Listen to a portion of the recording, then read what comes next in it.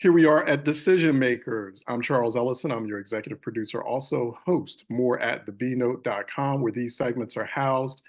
Also, want to thank support from Council of State Governments, Eastern Regional Conference, Smart Services Coalition, and Learn for Life. These productions would not be possible without their continued and ongoing support. Once again, you can find these segments each week at thebnote.com. Joining us now is Rhode Island State Representative Enrique Sanchez. For more on him, what he's up to, you can go to rilegislature.gov. He represents the 9th District in the state of Rhode Island. Once again, go to rilegislature.gov for more information and to get his bio on Representative Enrique Sanchez. He joins us for this episode of Decision Makers. Representative, thanks for your time as always.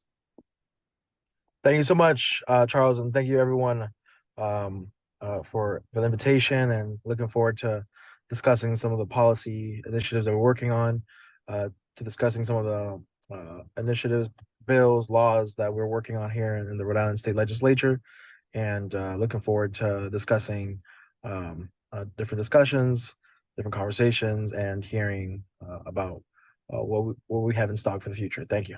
Excellent, excellent. So, how busy has this year been? Tell us, how does a Rhode Island legislature calendar work, right? Like how busy and how busy has this year been in terms of production of bills? Yeah. So as you know, in Rhode Island, we are considered part-time legislators. We only work, and we are in session from January until the end of June. But this year, we thankfully we finished earlier. We finished the early June of this year, and we got a lot done. We passed the budget. We got some laws passed, important laws passed as well. And now we are in break. We're on break until next January. But some of us, representatives and senators in the General Assembly, do have elections coming up in September, and there's some of us who are in campaign mode right now, including myself. And right. Those elections are September 10 of this year.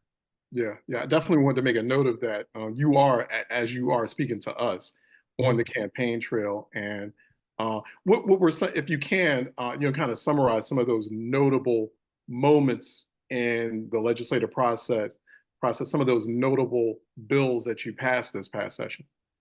Yeah, so since last year, we've been doing our part to tackle the housing crisis here in Rhode Island. That's been top priority for the Speaker of the House. The governor also as well has committed to addressing the housing crisis, and the Senate president. So all three bodies of government, we are doing our part to address the housing crisis. We're a little late to the game, but we are we're addressing it now the last couple of years, especially with the production of housing. We were ranked like dead last in the country in production of housing, and now we're doing everything we can to build housing, from multifamily housing to single family housing to duplexes to accessory dwelling units, ADUs, to granny flats as well. All kinds of housing. We're trying to invest in affordable, low income, some luxury housing as well. But that's the top priority of our state government, to build housing, because we are dealing with a housing crisis like everywhere else in the country. We are facing not just with the high cost of living when it comes to housing, but we're also dealing with a lack of housing development. And so that's why we've been increasing the amount of production. We were able to pass legislation that would increase some of the affordable housing percentages that are required for developers across the state of Rhode Island. So some different municipalities and towns had some criticism and pushback, but we were able to negotiate between 15 to 20% of affordable housing units, including in the different developments. We were also able to increase wages. Last year, this year they were set to increase to 14, and next year they're set to increase to $15 minimum wage. But of course, we want to keep increasing the minimum wage throughout these next couple of years. We've been also working on um, changing the zoning across our state so that different towns, municipalities have the flexibility and the capability to allow for developers to build in their communities, the respective communities. We are also dealing with a huge debacle with a bridge closure that is a vocal. That's a very important, vital for our economy here in Rhode Island. That connects Massachusetts, Rhode Island, Connecticut, all the New England area. So we've been dealing with that bridge closure since last year.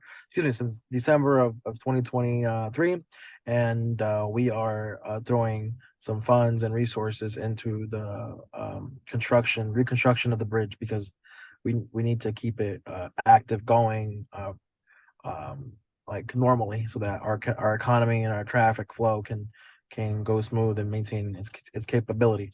Yeah, I could keep going on and going on about policy and so on. Mhm, mhm. Talk about diversity and equity in a Mhm. state like Rhode Island. It's a very small state, but you do run into challenges given its racial makeup, right? So, how do Yes. you navigate that as a legislator of color, as a Latino legislator? How isolated do Black and Latino legislators find themselves when debating a wide range of topics Mhm. and attempting to pass bills on Mhm. topics as sensitive as housing, as the economy, as Yeah, transportation, right? There's a sure. long list of issues that you have to deal with, but you grapple with it in a more unique and special way as legislators of color. Yes. We are 75 representatives in the House of Representatives, Rhode Island. Um, and there's probably like maybe less than 20 of us who are considered legislators of color, Mm, black and brown legislators in the House of Representatives. Um, and so you could see like the clear differences, between policies like criminal justice. Oftentimes the legislators of color or us black and brown legislators oftentimes end up voting no for bills that perpetuate the criminal justice system, like extend or push for more years of mass of incarceration for individuals for whatever reason, right? We also have some. You can see the clear indication or differences when we're trying to push for police accountability, with like, for example, the Law Enforcement Bill of Rights, which would oftentimes protects police officers who are accused or accused or persecuted for misconduct or excessive force. And right now, this year, we were trying to repeal that law, repeal the abort, so that the chiefs of police could have sole authority of what to do if their police officers use excessive force or committed a crime when um, doing their job as well. So those of us ended up voting no against a reform bill that the speaker had pushed for, because we know that our black and brown communities are the ones that end up being targeted the most when it comes to police accountability. Towns like the city that we're in, Providence, and towns like Pawtucket, Central Falls, and Woonsocket, where there's also a lot of working class black and brown communities, um, end up being the target for a lot of police excessive. But yeah, overall, aside from policy, there's a lot of there's a lot of respect for amongst each other. I can say single handedly that there are good people in the House of Representatives that aren't black and brown folks, and Italian that come from Italian backgrounds or Irish backgrounds or Portuguese, etc. Right, and we oftentimes, most of the time, we were able to get along and have respect for one another. So that's the great thing about living in Rhode Island in such a small state, that the community, even though we're small, but there's a lot of us here in the state. mm, mm. Also, those different topics that you're dealing with, issues in the legislature, how do you're prioritize, you have a set of issues that you prioritize as legislators. What about those demands that you get from constituents? right? What are those, are those priorities you're dealing with in the legislature? Are they balanced with the demands of your constituents? And how do you talk to constituents about how you legislate, how you lay out your approach in the legislature? Sure. Yeah. Oftentimes, I'm sending out newsletters on a monthly basis to update my constituents on what we're working on, or what we have worked on, and what we're going to continue working on. When it comes to different bills, I mentioned housing and wages, but we're also working on a lot of bills to push for like free or universal breakfast and lunch for K through 12 students in public high schools. And that's something that a lot of communities, regardless of ethnicity, background, class, can agree on. Um, I have my own priorities, with bills, trying to raise wages, trying to fix the public schools as well, trying to push for better curriculum, more investments in education funding formula in our schools, trying to create more opportunities and bring more resources back to my district. But I also maintain a strong presence in my district with constituent demands, inquiries, requests. I'm very responsive to my constituents. Whenever I get a call or a text, I answer right away. Or if I can't answer right away, I finish whatever I'm doing, and I do that, perform that task of that constituent request, whether it's a inquiry about a state agency or state program or resources or help with something in the courts or whatever, to letter recommendations, to references, to even to city council stuff, to city stuff. Oftentimes I find myself doing a lot of city inquiries and requests, like trash pickup, like speed bumps, stop signs, red lights, speed bumps, you name it. And so you have to be a diversifiable legislator or elected official in order to perform these tasks. But yeah, that's a little bit of how I deal with my constituents. Yeah, yeah. And you've been pushing also for rent control Yeah, in Providence. Your district covering parts of Providence, Rhode Island, yeah, largest city there in Rhode Island, which is controversial because it's never been implemented, right? So right. why is it so controversial? Well, it's controversial because um, there's people out here that you know, it gets very sensitive, very touchy when you start talking about dictating the private market, right? And so housing is uh, uh, is a very, very sensitive topic because that's a big moneymaker for a lot of people: developers, real estate investors, landlords, homeowners. Um, but they don't make the majority of the population of the city in Providence. The majority of the people in Providence rent, um, whether that's a single family house or a multifamily housing or an apartment complex or an apartment. Uh, a lot of people and a lot of my constituents, along with a lot of people that have reached out to me outside of my district in Providence, it's been a controversial discussion because people are just like fed up with paying um another 300, 400, 500, $600 increase to their rents. The other day I saw someone get like a $1,500 increase in their rent, just like from one month to the other, because I guess the previous homeowner had sold off his property to the real estate investor from out of town, from New York or Boston or something, and that investor doubled the cost of that unit. Um, I feel for a lot of the families around here, working class families, and communities who are getting having to deal with the high cost of the rents and the mortgages and the property taxes.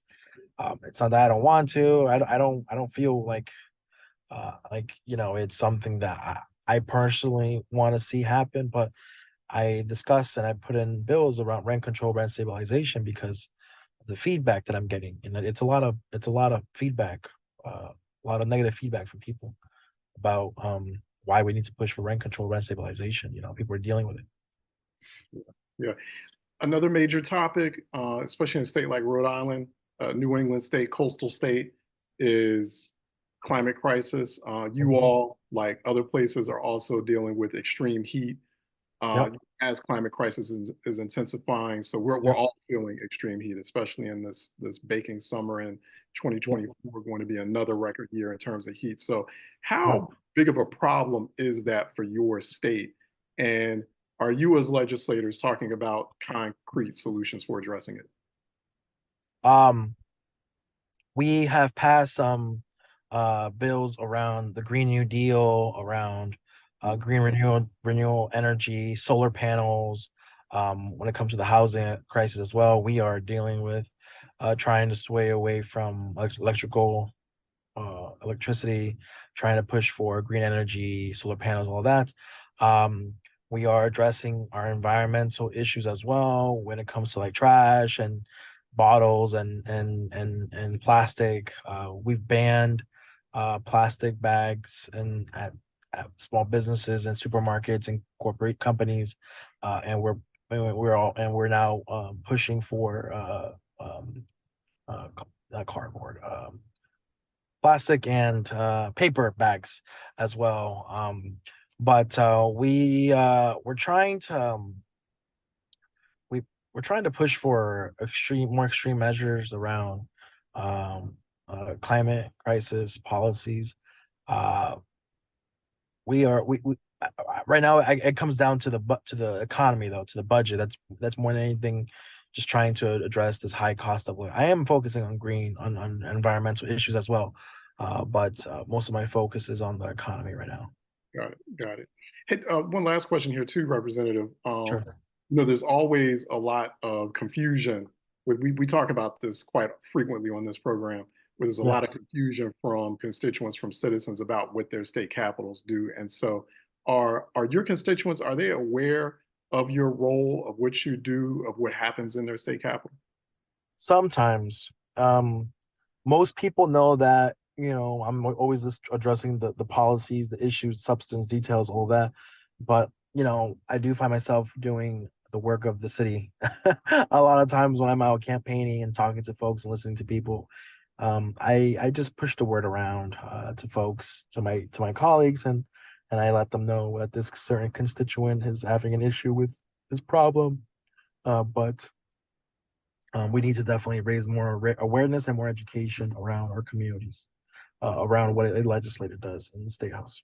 Yeah, yeah, both their civic literacy. We've been talking Yep. with Rhode Island State Representative Enrique Sanchez. You can get more information on him at rilegislature.gov. He's been kind enough to give us a bit of his time off the campaign trail to Yep. join us here on Decision Makers. Once again, I want to thank the Council of State Governments Eastern Region as our current partner, and also and their continued support for decision makers, and other supporters include the Smart Services Coalition and Learn for Life. I'm Charles Ellison, your executive producer and host. I also want to thank senior producer Raven Robinson and senior research associate Croy Allure for making this possible as well. We'll see you next week for our next segment here on Decision Makers.